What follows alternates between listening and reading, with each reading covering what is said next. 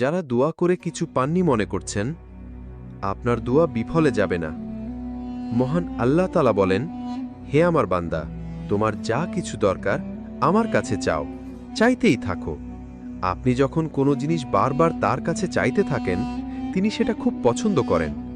কিন্তু আপনি যদি কোনো মানুষের কাছে কিছু চান এবং সেটা বারবার চাইতে থাকেন, তাহলে খুবই সম্ভাবনা আছে যে ওই ব্যক্তি বিরক্ত হয়ে যাবে, এমনকি আপনার সাথে খারাপ আচরণও করতে পারে।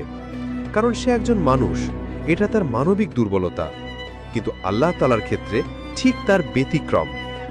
আপনি যদি আল্লাহর কাছে বারবার কোনো জিনিস চাইতে থাকেন, তাহলে এর অর্থ আপনি ইবাদতে লিপ্ত আছেন। আপনি যদি শুধুমাত্র আল্লাহ তাআলার কাছেই চান, তাহলে সেটা ইবাদত, সুবহানাল্লাহ। এবং আপনি যদি আল্লাহর কাছে দোয়াও করেন, সেটাও আপনার ইবাদত। আমরা শুধু আপনারই ইবাদত করি এবং আপনার কাছেই সাহায্য প্রার্থনা করি। সূরা ফাতিহা আয়াত ৫। এই মহান আল্লাহ তাআলাই আমাদের স্রষ্টাকর্তা, তিনি আমাদের পালনকর্তা, তিনি আমাদের রিজিক দাতা।